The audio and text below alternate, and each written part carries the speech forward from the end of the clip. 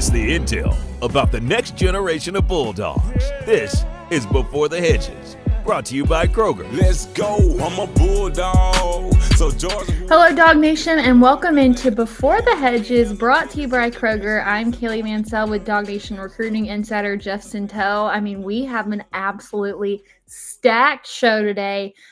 First thing we're going to do, we're going to talk about Georgia's latest commits, one from the class of 2027 and the class of 2028. But I want to start off by focusing on the 2028 commit that Georgia has, and we'll talk so much more about him later. But it's the number one player in the class of 2028, quarterback Jayden Wade. And I think I've maybe been a little bit confused by the public's reaction to the Jayden Wade commitment. Yes, he is a 2028, and yes, it's so far away. But this is not just the number one quarterback in the class of 2028, Jeff. It's the number one overall player who, by the way, might reclassify to 2027. So, I mean, I guess before we have that conversation about Jayden Wade, I think it's important for people to understand why they should still care about someone who is so far away from entering the program. Kaylee, one of those things it is a amplification or an endorsement of the Georgia brand. Here's what I mean by that. Number one, he said he likes the Georgia's identity, the team identity around it. He likes the way the Dogs just keep the main thing, and that's winning football games, which is basically Kirby Smart's staple. He's also connected. That's one of Georgia's character traits, right? Nate Frazier grew up in the same area. Zach Fort, 2026 safety commit. Been around each other more than half their lives. Ellis Robinson's in his ear. And we've got a great story about Jayden Wade on DawgNation.com about this secret he made before the year. He told people when he committed, he said, we had figured this out. Kirby Smart and I, the Georgia staff, made a secret commitment prior to the season that he was going to commit later this year. And that's what he did. He held straight to it. His future Georgia teammates on the IMG Academy team, he told them about it, and he said, keep it on the low. And they did. So these guys kept the five-star secret the entire season that Jayden Wade had already committed to Georgia prior to his sophomore season. So you want to talk about something sticking? Well, it's already stuck for 6 or 7 months. Listen, I understand the perspective of, okay, this kid is so many years out from starting in college, and this new age of NIL has maybe changed the way that people view recruits. But at the same time, nobody forced him to make this decision. He decided to make this decision on his own.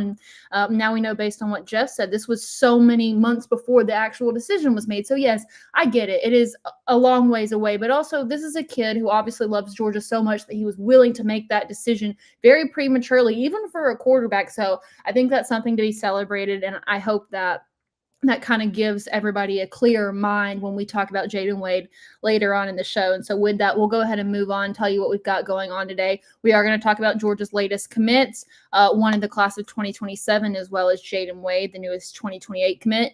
Also, we'll go through 5 visitors from Texas, talk about what they saw, how does that change their involvement with the program, and then also we've got 3 visitors who will be at the Charlotte game that we want to talk about. Also, too, our countdown to signing day is back. This one's going to be the most plug-and-play players of the 2026 class. And then, of course, we'll follow it up with the viral highlights from the class of 2026, as well as follow it up with our Dawg of the week.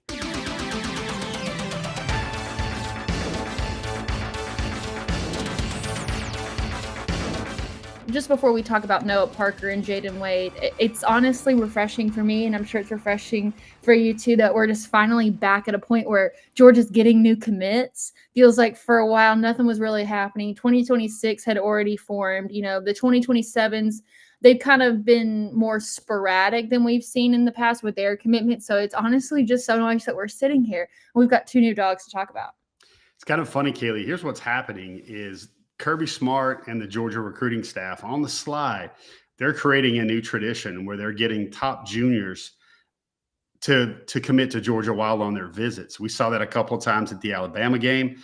We saw it again with Noah Parker at the Texas game. And then the very next day, you saw Jayden Wade still on that visit weekend. And I think that's going to become a little bit more prevalent in the future. And another thing, Kaylee, is commitment watch. I know everybody's ears perk up or their eyebrows raise when they hear that. But I mean, Kaylee, we're going to see, I believe, at least 5 or 6 commitments across some classes over the next month or so. So that'll be very interesting. Kaylee, man, it'll feel like June and July all over again. Well, let's go ahead and start with the 3-star running back Noah Parker, 2027, out of Macon County here in the state of Georgia. His commitment came first right before the start of the Georgia-Texas game. Another commit added to the 2027 offense. What is Georgia getting out of a guy like Noah Parker? He's about 5'9". He's about 207 pounds. He's just a 3-star, but this is a guy that wanted to be a Dawg. He had Georgia in his top 5. It was always going to be Georgia Kaylee. He's had Roquan Smith in his ear.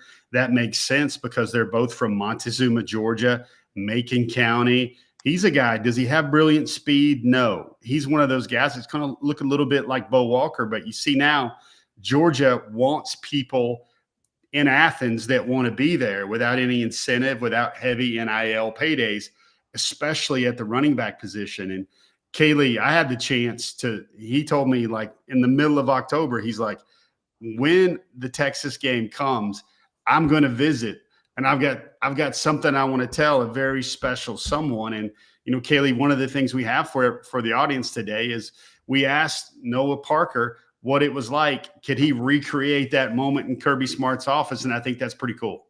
Yeah, like you said, the timing of it all was interesting. So let's hear from Noah Parker himself on his big commitment moment Saturday.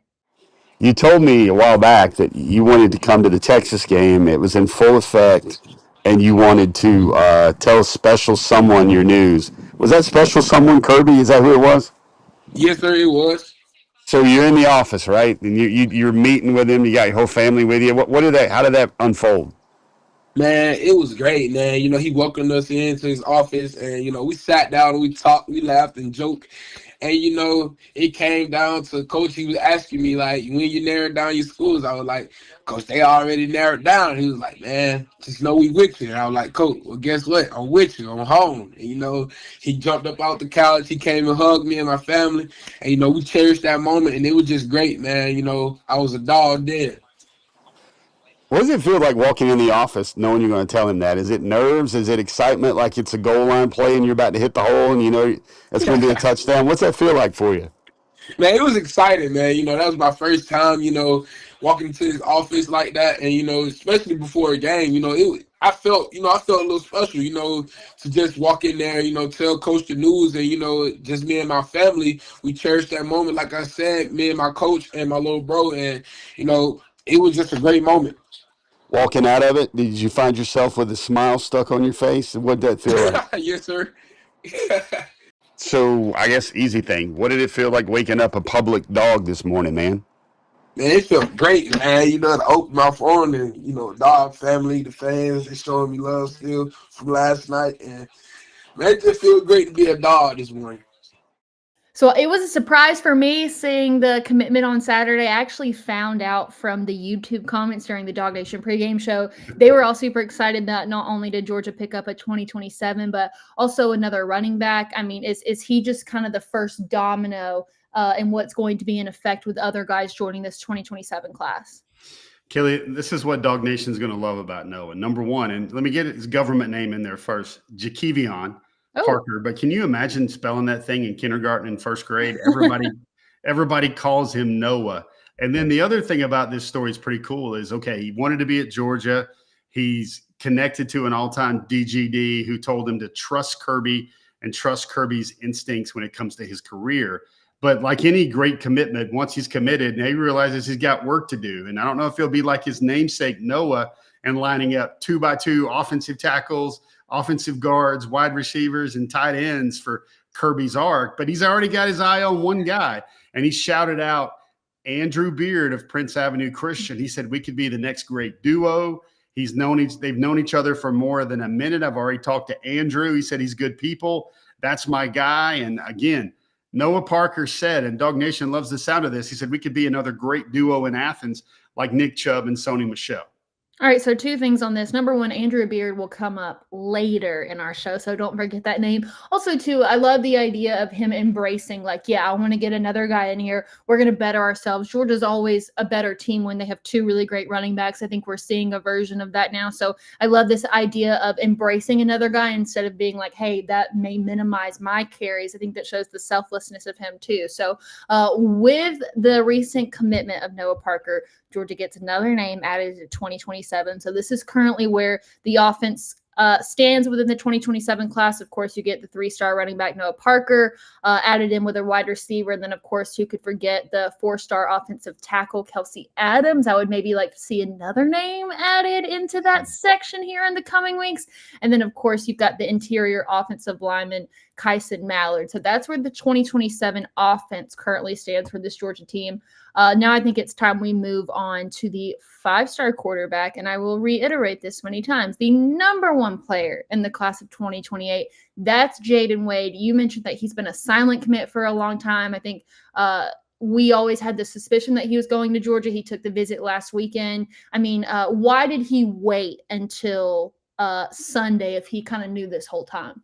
I think he was looking for a good timing. He was looking for a good towards the end of the IMG season where it would be over. He was also looking for a great game, and Texas afforded him all that. Kaylee, he went to 2 games this year, Alabama and Georgia, and then then Georgia and Texas. So he was already acting like a commitment, only visiting Georgia. He's great on the board. He's a dual threat. I think he's about a 4.5. Does he have Jared Curtis's arm? No, but since everybody wants to entertain this theater right now, Dawg fans, here's another reason why you should care about this 2028 commitment, and that would be Jared Curtis insurance. So, if something happens, money, playing time, whatever, with Vanderbilt, and there is a stunner, which we don't think will happen, we don't even expect it to happen, then you've got Jayden Wade, the number one quarterback in 2028, all lined up, ready to go. And yes, there are rumblings, Kaylee, and I think while we're not ready to, write full-blown news articles there about it, there is some significant chatter about whether or not he's already old for his age in 2028, about whether he would reclassify to 2027. So this is one thing Dawg fans can rally around with the Jayden Wade commitment, besides those great connections to current Dogs, is that will ensure that Georgia has the number one quarterback in the country in at least one class coming down the tracks eventually for Mike Bobo's offense. So you mentioned that in terms of skill set, not really like a Jared Curtis. Who would you say that Jayden Wade is more comparable to in terms of the way that he plays the position? I think Justin Fields probably shows up a little bit. You better be careful with that. Yeah. A committed Justin Fields, or Justin Fields as of 2017 season when he was all about it. Kaylee, he's about a 4.5. He's about 6'3.5. He's about 195.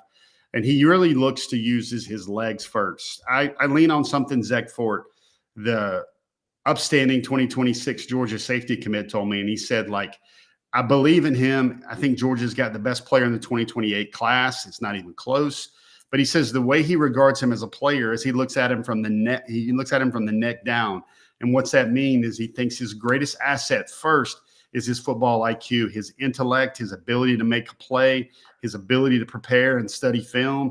And then it goes down to the arm, and eventually it gets down to the legs. Kaylee, this was a kid that only threw for 1,400 yards this year for IMG because he only averaged 13.1 pass attempts per game, because IMG was either boat racing everybody, or they have a very balanced team where they're also rocking the ground game back and forth. So he really gets it. He doesn't have to put up a lot of stats. The main thing to him is development and winning, and he wants to do that on a stage like the University of Georgia offers. And one more thing on this too, and then we'll move on. The quarterback not only plays a specific role on the field, but while they're still in high school, their recruitment of other players is a big thing. We saw Jared Curtis do that with other players the first time that he was committed. Jayden Wade being an IMG quarterback, the connections that he has on the IMG team alone are a really big deal. IMG guys tend to be more of those plug and play type that we're going to talk about later on in the show. So it's if you get a quarterback from IMG who knows how to chat it up with those guys, they clearly have a lot of respect for them, then all of a sudden you've got a whole new IMG to the University of Georgia pipeline because of someone like Jayden Wade. Kaylee, he's already done that for the 2028 class. He brought his number one receiver, Eric McFarland, to the Alabama game. He got him. They were there together. He was already in his ear. Kaylee, I'm gonna get ahead of our skis a little bit. I'm gonna tease a segment for our off-season segment. Each week we're gonna put up a film and we gotta see, like, you gotta see this.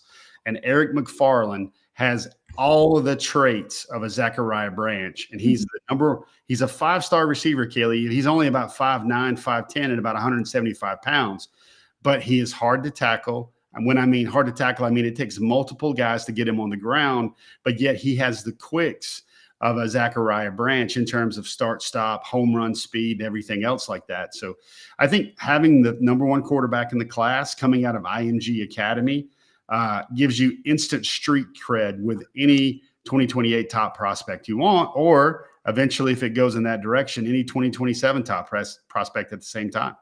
So with the addition of Jayden Wade, now 2 offensive players in the class of 2028, as Jeff mentioned earlier, that could potentially change. We could see him move up to 2027.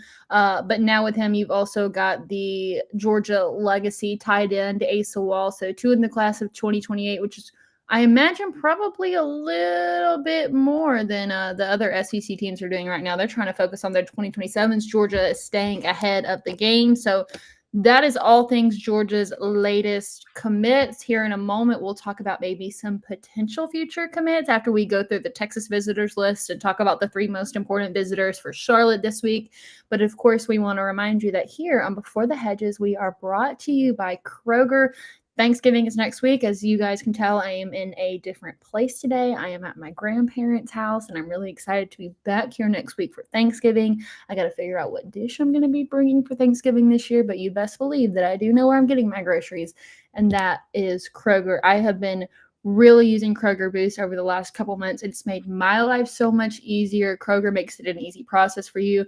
Just go in, put the groceries that you need. If they don't have something that you want, they'll substitute it with the next best thing, and you can have groceries on your doorstep within the hour. So it's really been something that's allowed me to give time back to myself and what's been an absolutely crazy busy football season. And with the holidays coming up, you just really want to spend that time with your family. So definitely would encourage you to give Kroger Boost a try, not just for the free grocery delivery, but also 2 times the fuel points. And you can do that by visiting Kroger.com/boost. Okay, so we're going to go through the 5 Texas visitors that you need to keep your eye on, and we're going to do it quick 5 style.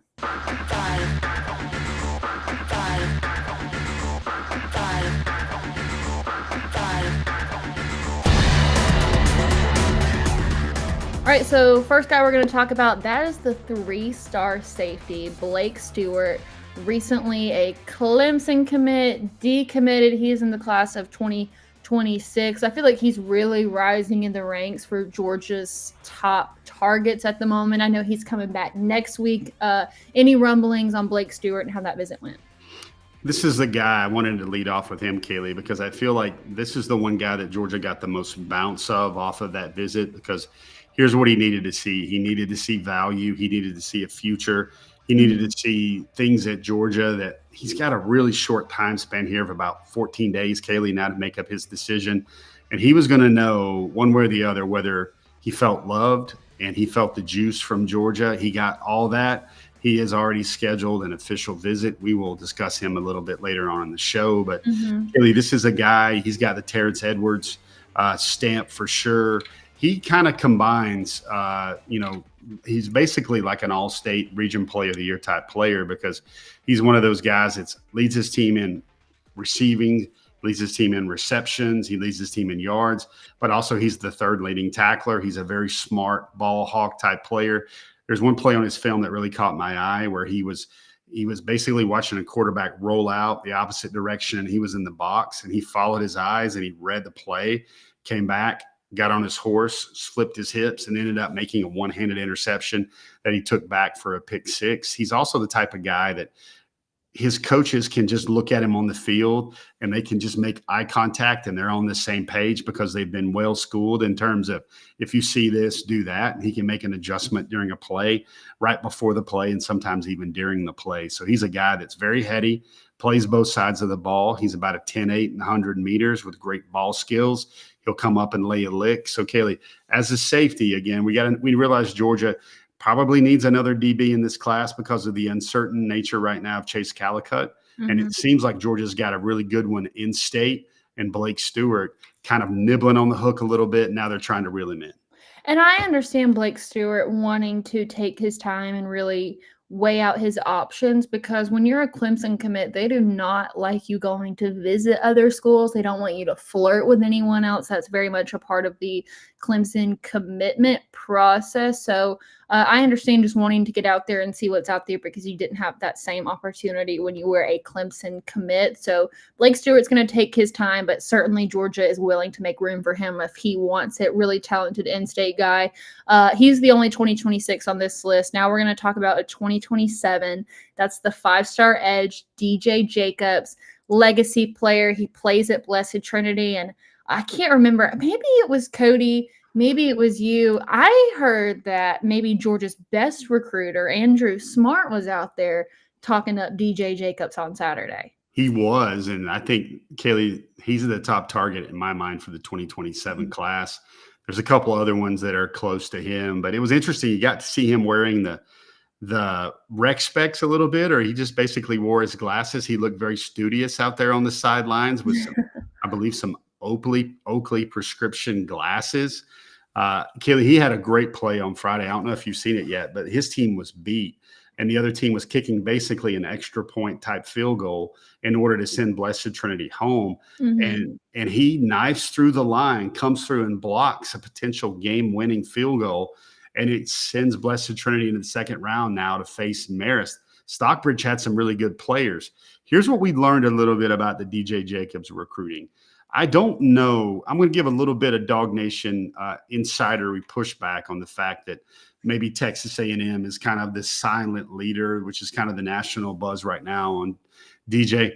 I don't think things with DJ are really going to get serious until after this signing class in 2026 puts pen to paper in December, and then after the transfer portal classes get set in January. I think then you're going to see DJ Jacobs and his family start to make real moves, start to narrow things down. I think Miami's a contender. I think Notre Dame's a contender. I think Georgia's a contender. I do think Texas A&M is a contender. I think those are the schools that are kind of coming out, but Georgia definitely showed him a very good look. Maybe they didn't get it right on the Alabama visit, but they got it right on the Texas visit. A lot of buzz, a lot of juice. His parents were in the stands. His brother was in the stands. Now, interesting, another school that we're wondering whether or not they'll creep into the mix, Ohio State. He's going to go visit Ohio State this weekend, and then his visits for his junior year will be done. They're not playing Michigan, Kaylee. They're playing Rutgers this week, so he doesn't get the ultimate game. But that's a school that obviously I think is probably going to be in the hierarchy for DJ Jacobs as well, as the number one edge in the country should be.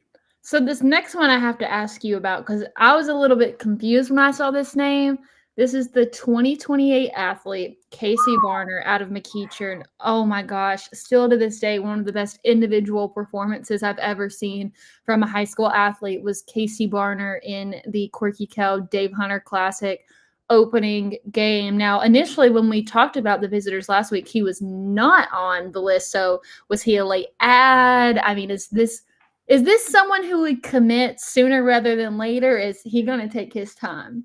Well, I don't know about timing, Kaylee, but I know this. He already really loves the Dogs. And it was kind of funny. I was remarking with another media member on the sidelines when Casey came down, and he had one of these track suits on, Kaylee. I think it was green or maybe a khaki type color or an army type color or a light yellow.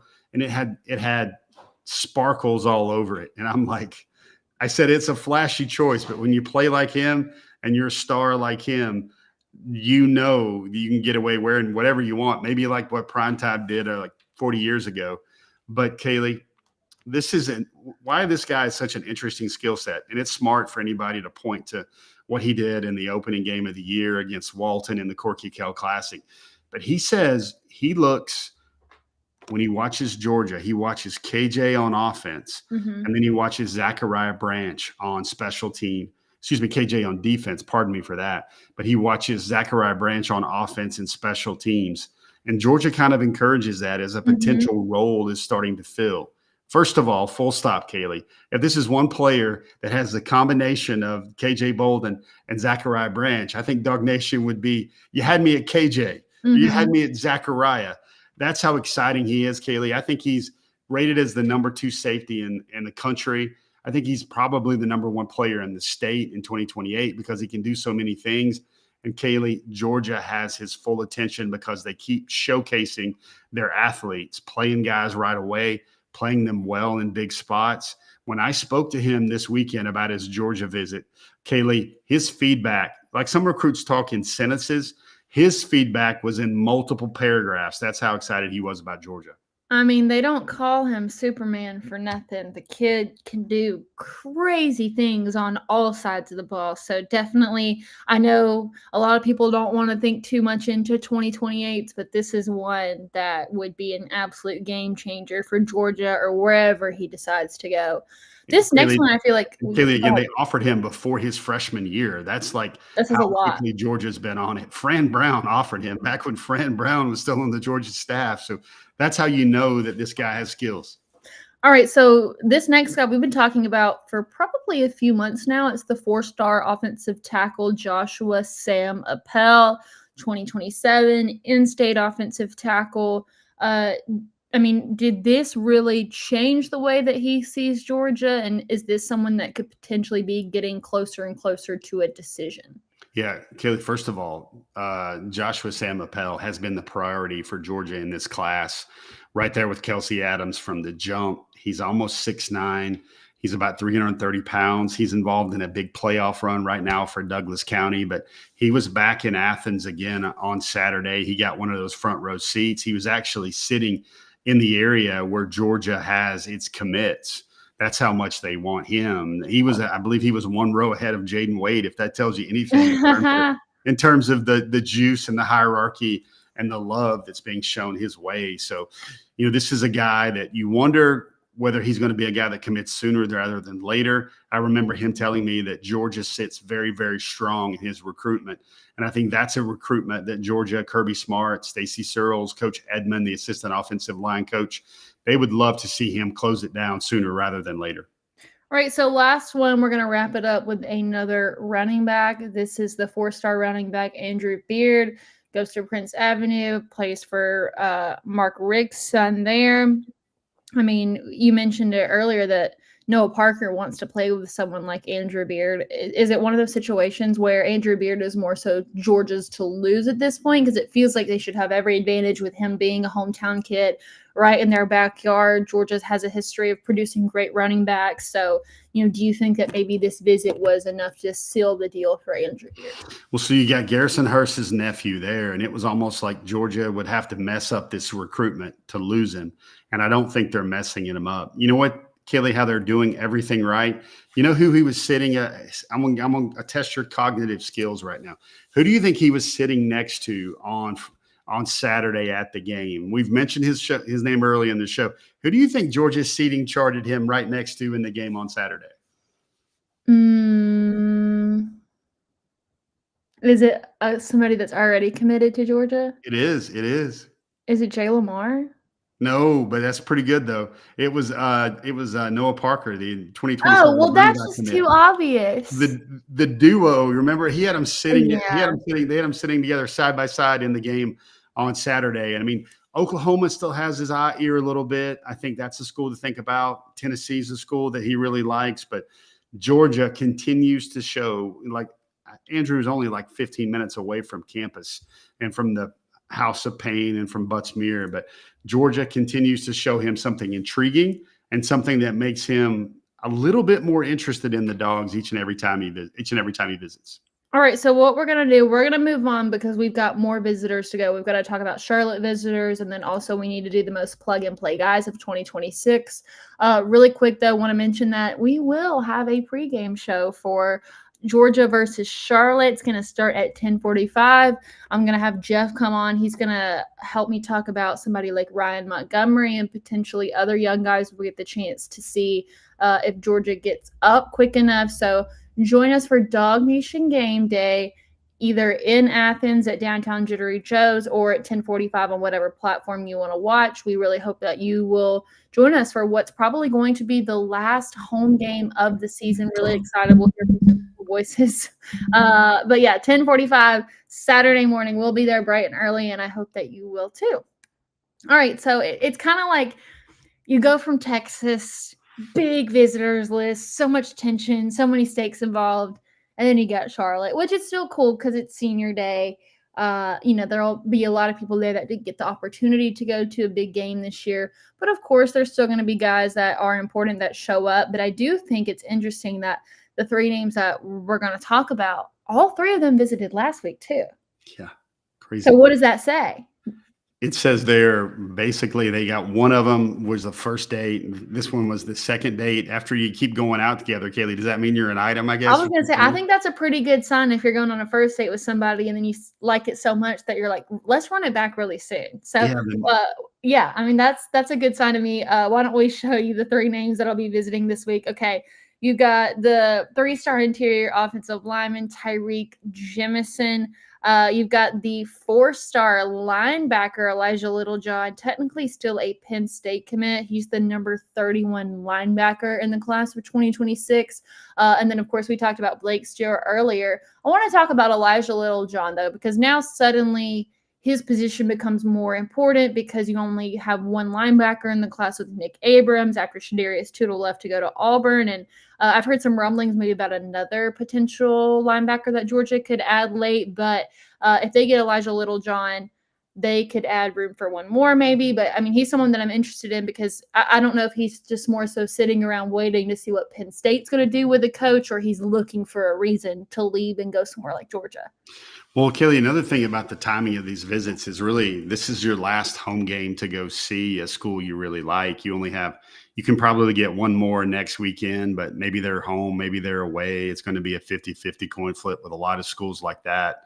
I mean, I think he would have stayed committed to Penn State had Franklin stayed in-house there. And this is actually going to be his third trip to Georgia. I think he's only visited Vanderbilt is the only other school he's visited since he decommitted. Well, he didn't decommit, but he opened up his recruitment and maintained the commitment since the James Franklin departure there in Happy Valley. So I think this is a thing where he's a 4-star. Georgia has to replace Shadarius Tootle in the class.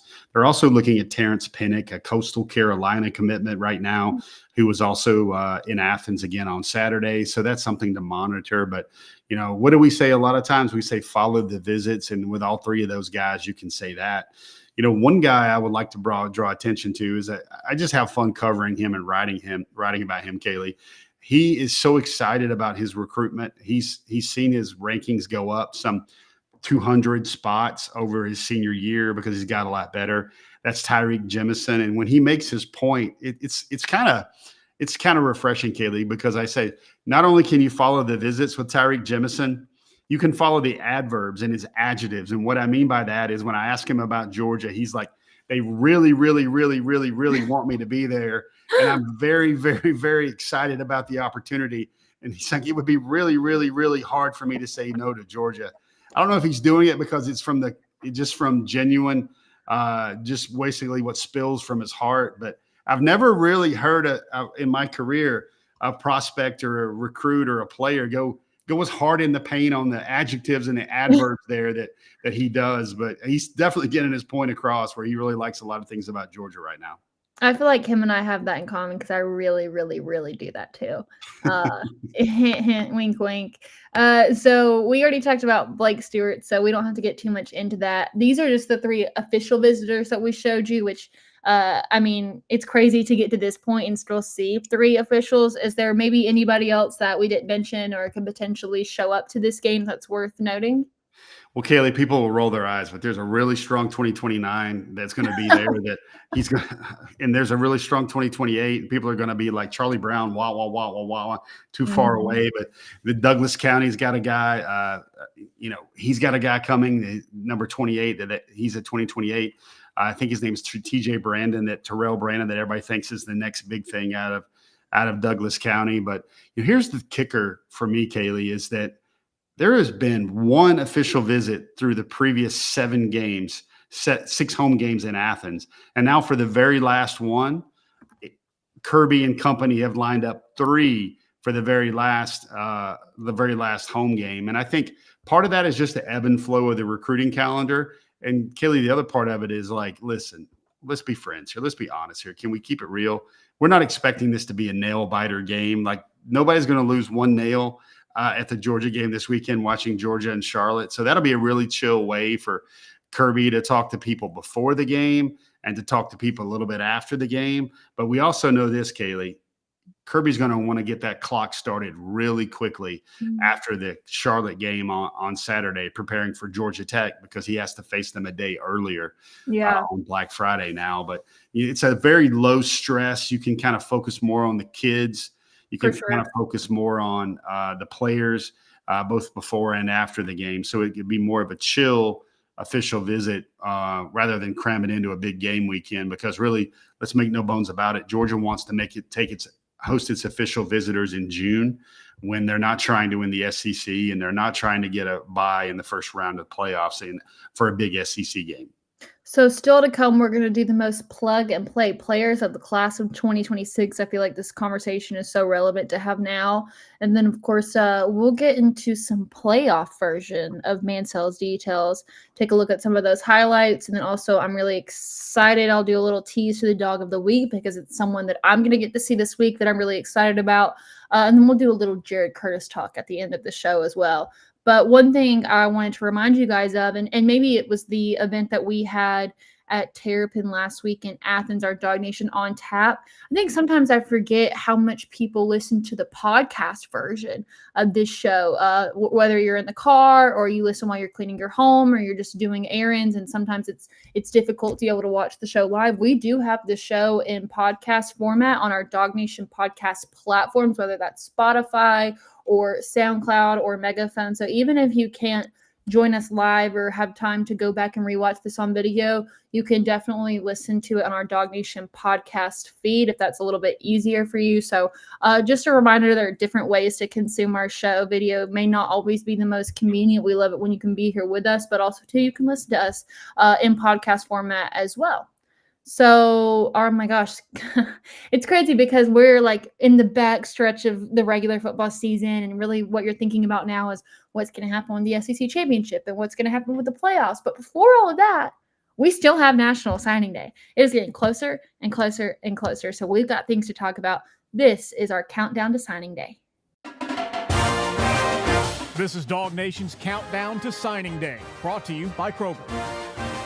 Jeff, we are officially 14 days away from National Signing Day for the class of 2026. It's the earliest National Signing Day ever for football, and it moves up by one day from last year. So it's a very different contrast than what we saw last year. You know, you and I were going on the road in the late days, but it's coming early this year. And I think that the most plug-and-play players of the class of 2026 is a good conversation to have now, because in this age where younger guys are having to play sooner because there's not as much depth on rosters, guys are leaving. I mean, even this year we've had to see guys like Dontrell Glover, Juan Gaston, Zayden Walker, Elias Williams, even Landon Roldan have all had quality reps for this Georgia team. So you're seeing freshmen start to not just play a little bit sooner, but have more meaningful snaps earlier on in their career. So I don't expect that trend to change, especially with how talented Georgia's high school recruiting classes are. So I think we should start talking about maybe the players that we're going to see early on next year. I feel like this year it's been a lot on the offensive side of the ball. Next year I could see that being the defense, which is why I think we need to start with the 4-star defensive lineman, Valdon Sone. You've been really high on him. We've seen his recruiting ranks rise since his commitment. You know, what is it about Valdon that you think that can get him into, you know, an SEC defensive line so early on? Kaylee, I think you see a lot of this with Elijah Griffin a little bit. This is Georgia's highest rated defensive lineman in this class. We expect a guy like Christian Miller to move on to the NFL, and that's going to create a little bit of traction in terms of, depth and maybe ability to crack into the top, the first or second team. But Kaylee, really, this guy's kind of special. He has elite twitch. He recently just got upgraded to a 5-star for 24/7 Sports for this class because he's about 6'4". He's about 315 pounds. Kaylee, he looks like he's about 275, 280.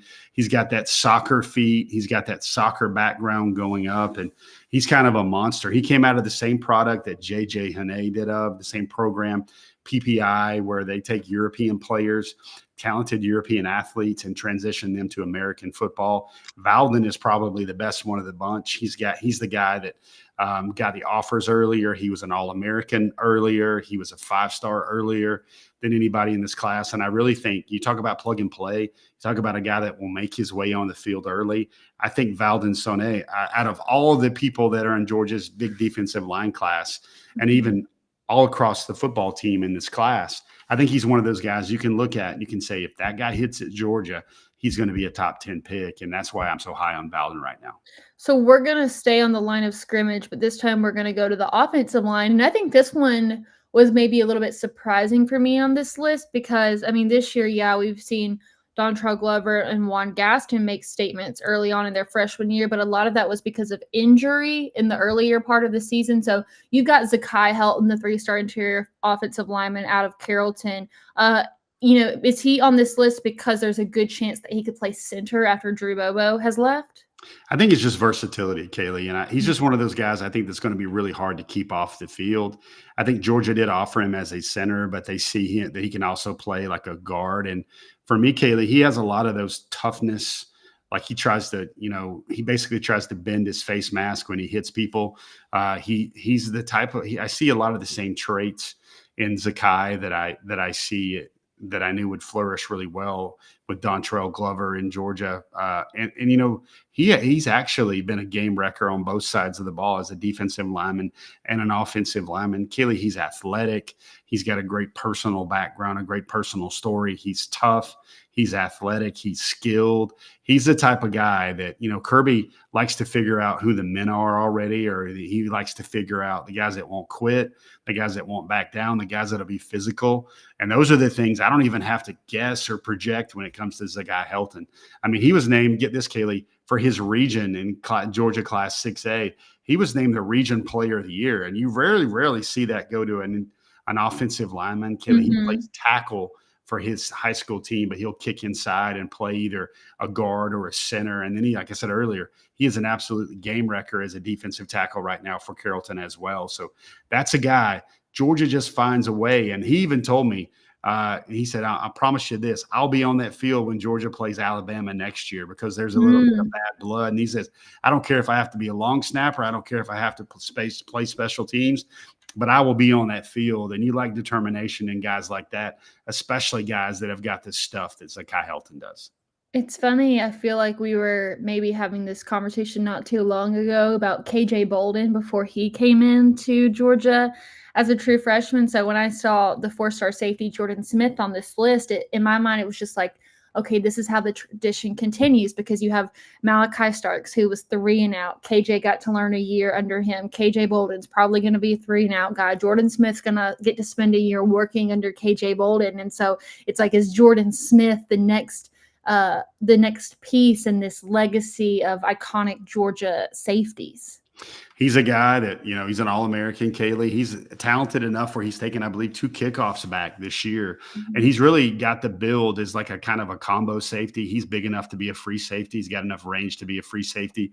But then he can also come down in the box and basically put a shoulder on somebody and pad up somebody as well. Like he's a guy that's funny. I had a conversation with Jeremy Edwards, the head coach at Houston County this year. And he said Kirby was kind of checking on Jordan and Georgia was kind of checking on their commitments. And they were talking about Jordan's skill set. And they're like, man, we don't have a lot of safeties like him.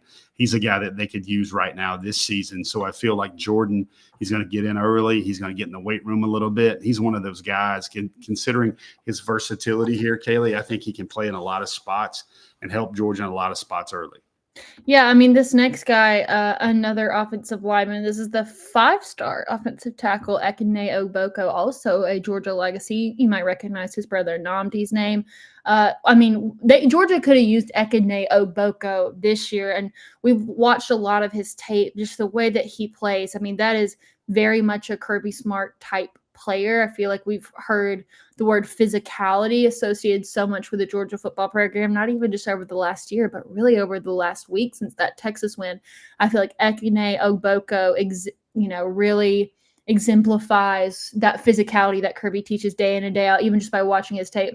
Plays so hard. He's played both ways for his team. So yeah, I mean, I think if I had to go one on this list or one out of this class, I would have also said Ekene Ogboko. Kaylee, consider him like a big lump of clay, except this lump of clay is GA, Georgia red clay, and he's 6'6" and about 325 pounds, really athletic. I played some basketball growing up, but one of the things, his evaluation, he's a new 5-star as well for some of the services, but like you said, they really saw what he did and the way he did it on the defensive side of the ball. Like he had the pancakes, he was taking guys to the track and giving them a ride, but you just see a big body like that, Kaylee, and you can do a lot of things with it, much like how Juan Gaston got on the field quickly for Georgia with an injury here or an injury there.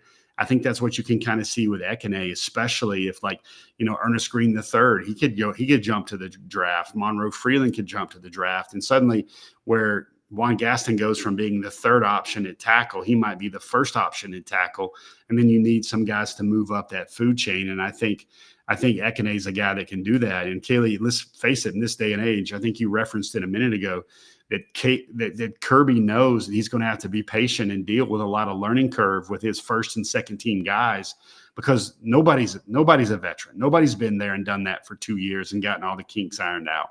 We also know this: if you're a 5-star offensive tackle and you're not playing, what you're basically doing is you're advertising everybody else to throw a big NIL portal offer his way. So I think Ekene is the type of guy that will deserve the right to play right away at Georgia. And I think he's also a guy that Georgia needs to play right away. So the next guy on this list is going to be the 4-star cornerback, Justice Fitzpatrick, the brother of Minkah Fitzpatrick. And, as we learned this year, a famous last name doesn't always translate to talent on the field. So what is it about Justice Fitzpatrick that makes you feel confident that he could come into this Georgia secondary and make a difference? He's really smart. He plays against elite competition in South Florida. Kaylee, it's different down there with all the speed guys where, 3 stars and 2 stars down there can come up the SEC and start. He is a defensive-minded guy. He's very physical. But the word I want to say here is bloodline, because bloodline sticks out because he's the younger brother of Minkah Fitzpatrick. Kirby Smart has a history. They go back a long ways, more than a minute there with that family. And, he's a guy that Georgia likes him as a corner, but he can kind of do help all over the place. We remember Minkah started out as a nickel corner or as a star for an Alabama national championship team his freshman year. But this is one of the things where I think Minkah's wired the right way. He knows he's a very centered young man. He's a very faith-based young man, and he knows how to keep the main thing the main thing. He's a very smart, intelligent player as well. And I think I've basically checked off every box for what Kirby Smart and Dante Williams and T-Rob look for in one of their ideal DB prospects. So anybody else on this class, maybe like a wild card, because I do feel like, as this season has gotten closer and closer to the end, we've seen more of Jayden Walker, certainly seen a lot more of Elias Williams. Anybody in this class that you feel like could be a wild card plug and play guy? Well, first of all, it goes without saying that Jared Curtis could be a plug-and-play guy. It just happens that Gunnar Stockton isn't going to be a returning all-SEC type player, all-American type player for the Dogs. I also like Craig Dandridge because I look at Georgia's receiver room, Kaylee, and I think obviously we know that Colby Young won't be back. We know that Noah Thomas won't be back. We know that Zachariah Branch won't be back. And while I do see the platoon of Talon Taylor, C.J. Wiley, Landon Roldan, Sokovie White moving up, I think a guy like Craig Dandridge is a guy that I think can make a lot of plays for Georgia.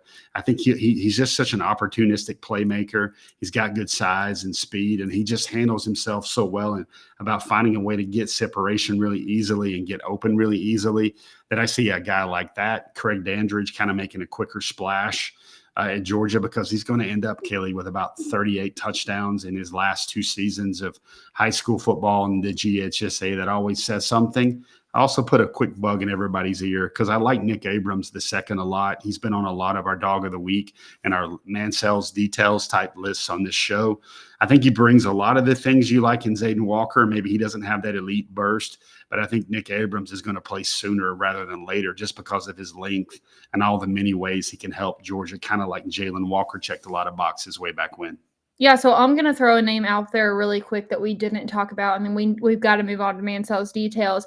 I can't help but wonder about somebody like Kamari Brooks, especially with the way that the edge position is going right now. Now, I know that, highly ranked edges don't always translate to the most plug-and-play guys because of the stature of that position, but Kamari Brooks, injury aside, is someone who is being coached by a guy like David Pollock, who's definitely going to be training him to play at the collegiate level really quickly. I think he's another high IQ football player, and this is a very young outside linebacker edge room. I know he's got a bunch of guys ahead of him, but right now we're seeing that they're willing to try just about anything to get production at that position. So I mentioned that maybe, coming out of late, early fall camp, we maybe hear some chatter about Kamari Brooks just because of the size and the athletic ability, despite how big he is. So I would like to throw Kamari Brooks into that conversation as well.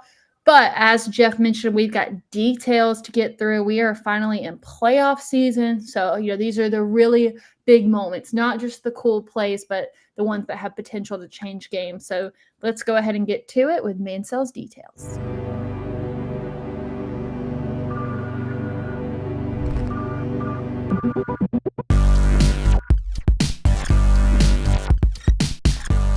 All right, let's just go ahead and get into Mansell's Details. We're going to start out with the quarterback, Jared Curtis, making a lot of headlines lately. Don't get caught into those. It's playoff Jared Curtis doing what he does here. A 26-yard touchdown run for Jared Curtis. That's what makes him so dynamic. He's just so good on the ground. We also have another touchdown for Jared Curtis, but this one is going to be a pass. This might be, I think Jeff said it best, a play of the year candidate. He finishes out the night 6 of 8 for 78 yards and 2 touchdowns. He ran 6 times for 58 yards with another 2 touchdowns, and they get a 42-14 win in the second round of their playoffs, expecting to see Jared Curtis play in the state championship pretty soon. So another good week for Jared Curtis. Now let's look at another wide receiver. This is going to be the senior wide receiver, Brady Marchese, who, I feel like we see this same highlight from Brady Marchese every week, and it's still just as impressive. The separation that he's able to get from the defenders is unbelievable. So right here you have a 46-yard touchdown catch. He had 3 catches for 88 yards and 3 touchdowns in a 53-0 win versus Maynard Jackson. Jeff, I'm hoping that I get to see him in the next few weeks as Cartersville continues on in their playoff run, because he's just so exciting to watch. He's rolling, Kaylee. That's another one of the Georgia's receivers that it seems like they get a couple of touchdowns every week. I know Brady Marchese is already in double digits for the season. He had a monster junior year, and that's also one of those names we could have brought up in our countdown to signing day plug-and-play type players, because he's a very physical player. Yeah, kind of like a Landon Roldan, who hasn't had his breakthrough moment yet, but it looks like it could happen soon. So now we're going to move on to the tight end, Caden Prothro Bowden, another one of those teams that could potentially win the state championship. You see right there in the end zone, he just runs right by everyone. 38-yard touchdown catch for Caden Prothro. Listen to this. He's playing wide receiver for Bowden. 7 catches for 128 yards and 2 touchdowns and a 42-7 win.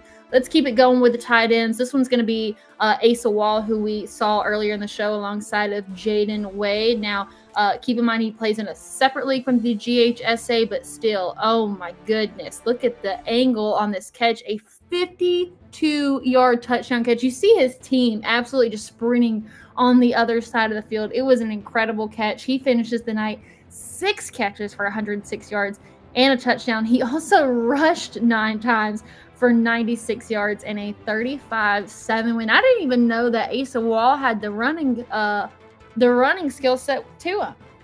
Kaylee, he's about 6'4", about 235, really fast. I think he's already a 4'6" guy. He's a guy that's going to show off a lot of traits, and he's unranked right now, Kaylee, but that won't be that way for long. He'll be a high 4-star. Yeah, no, for sure. Whenever they do the re-rankings for 2028, expect Asa Wall to debut really high on that list. Just one other guy we wanted to mention, that's going to be the senior wide receiver, Ryan Mosley, who's at Carrollton. He had 5 catches for 112 yards and a touchdown in a 58-17 win. If Carrollton can win their game this week, them and Grayson next week, like I said, will be the Elite 8 matchup of the century. So the best going against the best. So wanted to give a shout out to Ryan Mosley. But of course, there was one dog that stood out above all of the rest this week. We're going to tell you who it is. This is Dawg of the Week. I'm a big dog, no leash, you all bark, no teeth. That's a whole lot of wins on me. That's a whole lot of wins on me. And our Dawg of the Week is the 4-star running back, Jayden Marr. 14 carries for 162 yards, 4 touchdowns, and a 35-24 win versus Mill Creek. Now, I get to see Jayden Marr this week. He is traveling to play Grayson. So, yeah, we just mentioned Grayson. It's going to be Colquitt versus Grayson. Me and Brandon Adams will be on that call.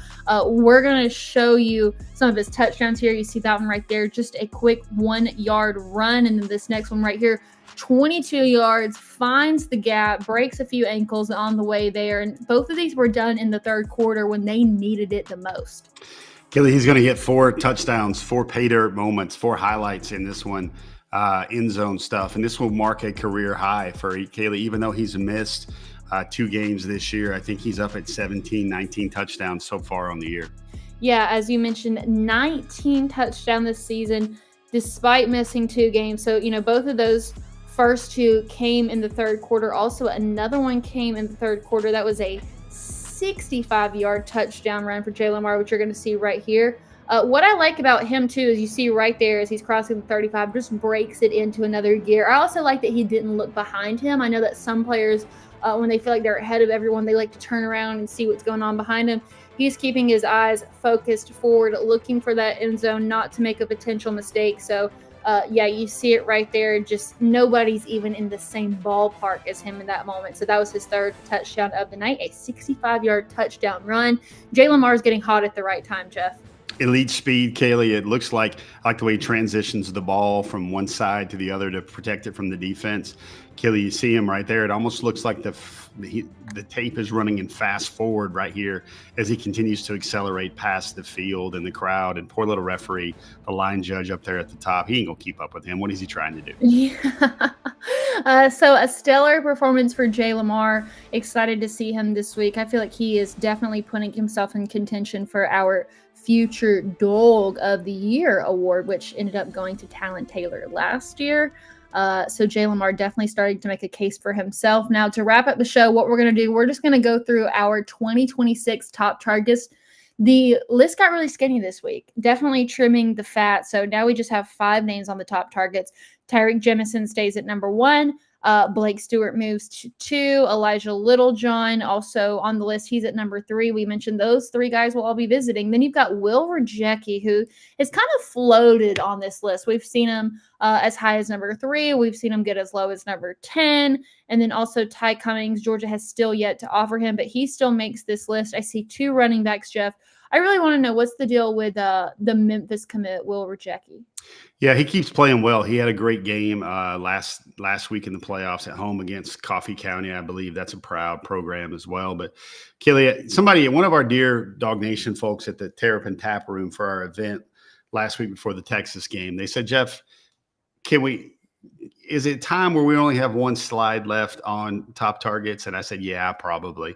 Folks, I want to be real with you. Like we like having names, but this has been a different year in terms of we've normally had 2 or 3 slides at this time of year. And here's reality. I really believe Georgia is only in play or these players are all in play right now with the first 3 names on the board. I think Blake Stewart's now in the mix.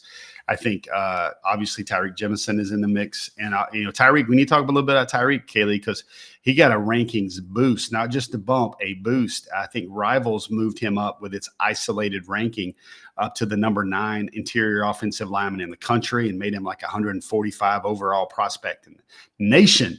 So Tyreek's getting a big bump there as well. So these 3 names, these 3 official visitors, seems like these are very Georgia things, Kaylee, when they have 3 top targets and they're all taking an official visit to Georgia for the last home game of the year. Yeah, I think it was finally time to trim the fat off this list because I just don't think that Georgia has that many more spots in 2026, and whatever they don't get, they'll be able to dip into the portal for. So I've just accepted that running back probably not going to happen. They're going to go into the portal and get one. So, yeah, I mean, whoever told you that at the Terrapin event, I think they were right. I think it was finally time to get it to a top 5. So just want to thank you guys for joining us each and every week here on Before the Hedges. Just a quick reminder that next week's episode of Before the Hedges is going to take place on Tuesday. We're going to move DawgNation at large to Wednesday. That way everybody can have Thanksgiving off. So we'll see you right back here next Tuesday at 7:00 here on Before the Hedges. Before Jeff has one more final thought. I've rejoiced, DawgNation, because my belief here is they've never had better quarterback futures, better quarterback recruiting than they do right now. They have 2 number 1 overall quarterback prospects committed at the same time, much less Gunner, who's playing like an All-American, much less Ryan Puglisi and Ryan Montgomery. Kaylee, since I've been doing this, I've never seen the future, the past, present, and future of the quarterback position at Georgia any better than it is right now. Yeah, I agree. So, I mean, listen, Georgia, I know that there's a weird history of Georgia and quarterbacks and people leaving, but oh my gosh, the fact that they've got Jared Curtis and also the number 1 quarterback in 2028, like that just also shows the level of recruiting that's done at Georgia. It's not just what's on the field, but also everything that goes on behind the scenes too. So a good final thought from Jeff. We'll call that your intelligence for the night. And again, we'll see you guys right back here next Tuesday at 7:00.